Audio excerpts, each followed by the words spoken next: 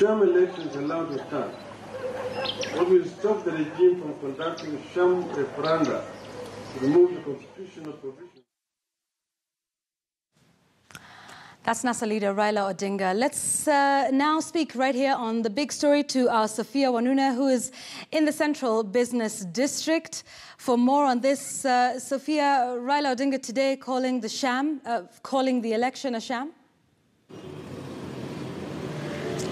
Indeed, Ivona, good evening to you. And I'm joined in the streets of Nairobi by Willis Otieno, who's an advocate of the High Court and also part of NASA's legal team. Willis, before we get into Raila's speech, a quick question on just what we saw earlier happen at the Wiper headquarters. And it's journalists being assaulted in the full glare of MPs from NASA. Some of them been cheering on these individuals who were there assaulting journalists. This is despicable. No, that was a very unfortunate state of affairs. We don't associate with persons who attack journalists. Journalists are the voices through which the people of Kenya have expressed themselves and engaged in national conversation on issues that affect the country. I've had occasion to speak to the journalists affected, and I've expressed our sincere apologies. And I still extend the same on behalf of the NASA fraternity. Our principals have done the same, and we condemn any attack on a journalist or who may be unfortunately targeted in the course of doing his or her duty. All right, let's get to the speech. Raila Odinga says the 26th of the election cannot stand, must not stand. Are you intending to file a petition? How can that election stand? How? There were only, as per their own records, 38% of Kenyans who turned out to vote. In fact, as per the information which we have, there are less than 19% of Kenyans who voted, 3.5 million people who voted. You are talking of a voter population of 19.6 million registered voters. You cannot delegate a sovereign authority through a minority vote. It can only be a majority vote that can delegate that sovereign authority. And it is very clear that the people of Kenya, under Article 1 of the Constitution, have a right to exercise their sovereignty either directly or through their democratically elected representatives. The route of democratically elected representatives is what was attempted by Chebukati on the 26th. A majority of Kenyans rejected that route. 62% of the people of Kenya said, we will not participate in a sham election. 62% of Kenyans heeded the call by NASA not to participate in a shambolic election. The 38%, as per their numbers, and I'm telling you, the actual numbers are less than that 38%, which is being bandied around. And we'll get to that, but the question still stands. Yes. That same law highlights the ways in which to challenge that election. In fact, you don't even have to say that if NASA will go to court. So many Kenyans are dying to get into this court to just argue that point alone. So many people will be willing and will be interested in challenging that shambolic process. In fact, if I were Chebukati, I'll be the first one to file a petition against myself. So you're non-committal on whether you are challenging this election? There are ongoing conversations that are still taking place, so I will not want at this particular stage to discuss the details of those ongoing conversations. Are there concerns about quorum, seeing what happened before the election? I don't think that will be a problem. The Supreme Court of Kenya is a competent court. It's established by the Constitution. It has its own ways of doing its work. And even if there was a quorum challenge in the last petition, it was not for want of trying. And when we were previously in court as the Raila Odinga campaign secretariat, we never had at any given time a challenge of quorum. So I don't think that should be a big issue for this republic at this stage. When Raila Odinga says only 3.5 million was the turnout, yes, where are you basing your numbers from? Where are you getting these numbers? That is based on the transaction logs that the biometric statistics as captured in the KIMS transaction logs, which IEBC itself has. I'm glad to learn that today IEBC has invited Kenyans to go and access its servers. We wish that the same invitation is extended to Kenyans to go and access the transaction logs and the biometric statistics in its KIMS. But not all Kenyans are captured in KIMS, we know, during elections. No. If there is no Kenyan who is not captured in the KIMS transactions, the process within which a voter is identified is three-pronged. Number one is you can use the biometrics, which is you use your biometrics and you're captured. If your biometrics don't work, we use what we call alphanumeric. The ID is scanned and your name comes out in the register. And the final one is that if none of that can be captured, you must fill in the Form 32A. So even those who purported did not votes were not identified using the KIMS kits, they must be identified using the Forms 32As. And that Form 32A, once it is filled by the alleged voter, the presiding officer, signed by the agents, it must also be signed, it must also be scanned into the KIMS. So the KIMS is the repository of everything identification of a voter. Isn't it reckless then to say 3.5 million when you're not aware of these other details? No. What I'm saying is that the 3.5, even these other details are captured in the KIMS. They form part of the transaction logs in the KIMS. And you have already accessed all of this as NASA? We are not saying we've accessed all of it. We are saying IBC should allow us to access all of it. The information is out there. Everybody knows the number is 3.5 million. And IBC knows it is 3.5 million. If they are challenging that number, then let us meet tomorrow at 10 a.m. at Bomas of Kenya, or wherever they direct. Let them bring all the transaction logs. Let them disapprove us that the number is not 3.5 million. But you'll remember that Commissioner Gulei did say that the KIMS are not giving us the correct statistics. But I've explained to you, every person who votes in an election in this country must pass through KIMS to vote, in whatever stage, either through your biometrics, through your alphanumeric, or through the Form 32A. You must all pass through KIMS so that when we say the number is per the KIMS, we know what we are saying. It is the law, it is the practice. Another statement made by Raila Odinga today is that if there is no justice for the people, there will be no peace for the government. That has raised eyebrows and concerns. What does that mean, there will be no peace for the government? There is no need to interpret the obvious. And I told you very categorically that 62% of Kenyans did not donate their sovereign power. Not all Kenyans turn up in elections. That's a given. But 100% turnout is never recorded. What is given is this. 62% of Kenyans did not turn out to donate their sovereign power, such that a minority cannot impose their sovereign will on a majority. That is factual. We cannot argue over that. That is taken. We must all accept. We must all admit. In fact, the starting point in this election is an acceptance that the election is not representative of the entire universe of the people of Kenya. Then once we agree to that, the next conversation should be, what do we do? What we do is you must engage in a process that is fully representative of the entire universe of Kenyans. The minority have had their say today. 38% as per their numbers have had their say. Now let the majority, 62%, have their way. By ensuring there is no peace? No, by ensuring that we have a proper national convention, a people's assembly, to discuss the way forward, that the people of Kenya can come together and decide how they will exercise their sovereignty in a manner that represents and that respects their aspirations and ideals as a people. Yeah. Yes. And you said this People Assembly and the NRM campaign will continue until a properly installed president is sworn in. There are those who are concerned, even talking about, is this a revolution NASA It is not a revolution. As I've said, it's not a revolution. It is a realization of our Constitution. Article 1, Sub-Article 2 of our Constitution is very clear. The people can exercise their sovereignty in one of two ways. It is either directly, and the second one, either through democratically elected representatives. Now, the people can opt to exercise their sovereignty directly. In this particular instance, when we convene as a People's Assembly, we will be exercising our sovereignty directly. And that is within the framework of our Constitution. All right. We want to listen to a group of civil society groups under the umbrella of coming together and speaking for truth is what they're describing themselves. And Muen Jonjo was one of those that spoke earlier. Let's listen to that clip. The election management body in place right now is not one that can conduct another election. It will be the same as the last two. Thirdly, we are saying that 90 days is not sufficient for this same election, for us to constitute a new election body. Then fourthly, we are saying, in our estimation, we need a minimum of 1 year to put together an independent, credible election management body. All right, so there are those, Willis, that are in support of your call for another election that IEBC did not conduct and fulfill their mandate in accordance to the Constitution. But let's talk about that election that we just witnessed. And it did not happen in 25 constituencies. The IEBC chair saying even if it did happen at this particular point in announcing the president, it would not affect the result.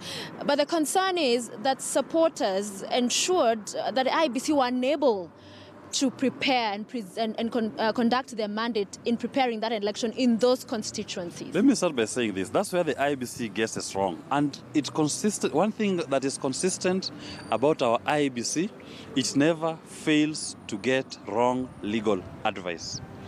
A reading of Article 138(2) of the Constitution is very clear. A presidential election, number one, it's a national election. That means it is held nationally. In every constituency, we have 290 constituencies as defined in Article 89 of our Constitution. So, prima facie, the IEBC had an obligation to ensure that you hold elections in all the 290 constituencies, irregardless of the numbers of registered voters. That's the first starting point. Mm-hmm. Number two, when it comes to determining the threshold of a person assuming the office of president, he must attain at least 25% of the votes cast in at least half of the counties. To answer that threshold, you must ensure that the first step is to ensure that all the counties participate in the elections. They must all engage in that election. After you've ensured they've all participated in the elections, then you start the count. That of all the 47 counties, which of these counties has this candidate attained 25% of the votes cast? With due respect, let me challenge that, yes. Willis. I was in Kibra on election day and witnessed running battles throughout the day where residents maintained they will ensure IEBC does not stage the election. That's a very good challenge you're raising. Yes, it was running battles. The IEBC staff and the material were in the car. They could not. So did not IEBC attempt? Let me explain to you. It should never be, an election should never be about running battles between the people and the IEBC. The IEBC has no stake in an election. Its stake is facilitative. It cannot adopt an adversarial relationship with the people on whose advantage is supposed to conduct an election. Such that if the people are saying, we do not want or we don't agree with the template with which you're running this election, IEBC has an obligation to listen and develop a template that is free, fair, and remember Article 81 of our Constitution. It says this, that an election must be free from violence and intimidation of voters. The IG of police said it publicly. He has deployed over 33,000 police officers, security officers across the entire country. Is that an environment that is free from intimidation and violence? So that what IEBC ought to have done is that the moment you realize that it is impractical to hold elections in that environment, the answer is not to ignore the voice of the people. It is not to stifle it. The answer is for the Commission to say, we are not able to provide a facilitative environment for the exercise of the franchise. And you call off the entire elections. You go to the Supreme Court and tell them, we cannot do it. What do we do? Even when the people themselves sabotage IEBC's It is not efforts. the people. Listen, the election is about the people. It's not about IEBC. So that if the people are unable to participate, nothing stops the Commission from going to the Supreme Court or any other court and saying the people on whose benefit I'm supposed to conduct an election are not willing to participate. They are raising issues. And you must remember this. This is very important.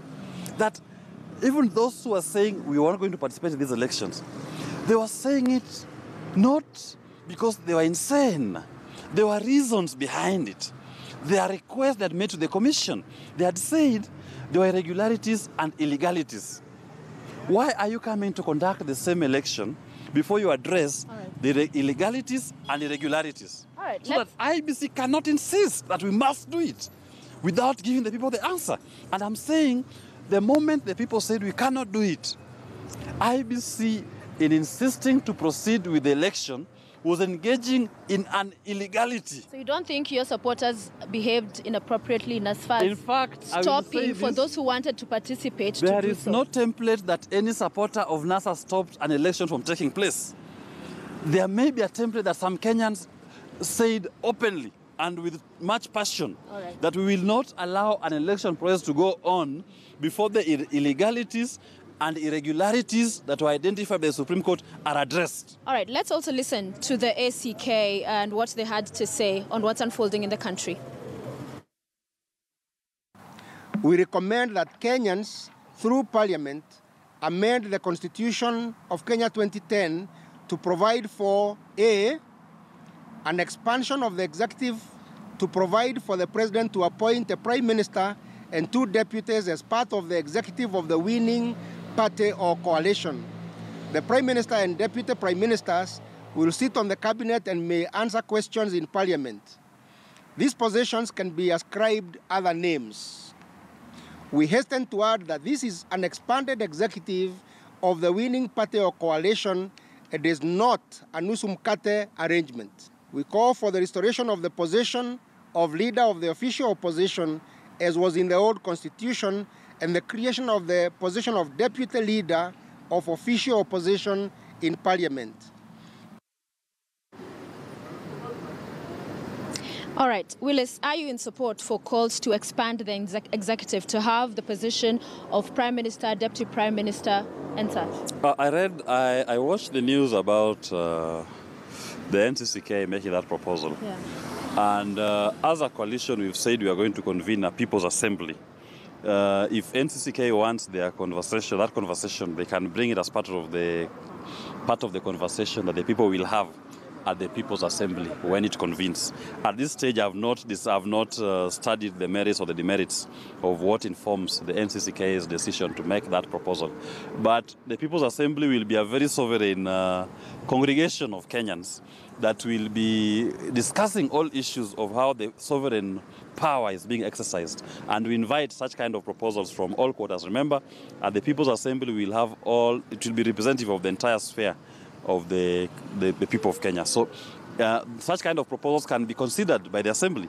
And depending on what the People's Assembly will adopt or reject, it's the people who will have said. The people are supreme. Whatever they say will carry the day. So they adopt and reject, whichever the case, on what basis in law? It will be on the basis of what is good for the people of Kenya. Because remember, this is an assembly of the people of Kenya. Ratified where? And where ratified, is this? and I have told you, go and deeply read Article 1, Sub-Article 2 of our Constitution. Deeply. Don't just read it casually, because if you read it casually, you will miss the most important point of Article 1 too. Article 1, Sub-Article 2 says, sovereign power vests in the people of Kenya. Very important, that the people are sovereign. And then, that sovereign power can be exercised either directly or, it is not directly and, it is directly or through democratically elected representatives. When the People's Assembly will be sitting, we will be using option number 1.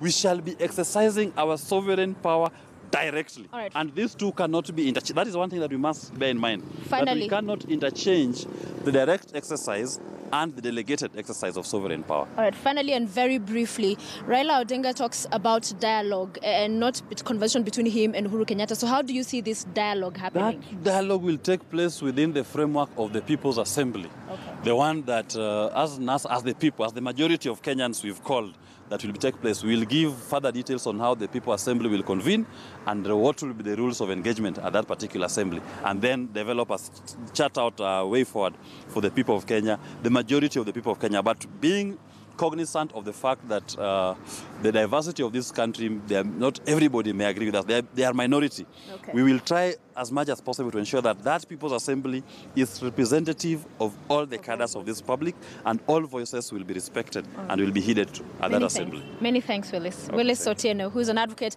of the High Court as well as part of the legal team for the National Super Alliance. And I beg your pardon earlier, saying ACK, it was NCCK. Yvonne, over to you. Sophia, thank you very much for that. We've heard from NASA. In a short while here on The Big Story, we will be speaking to Jubilee, and we'll have Secretary General of the Jubilee Party, that's Raphael Tuju, and we'll be speaking about this and a lot more after the break right here on the show.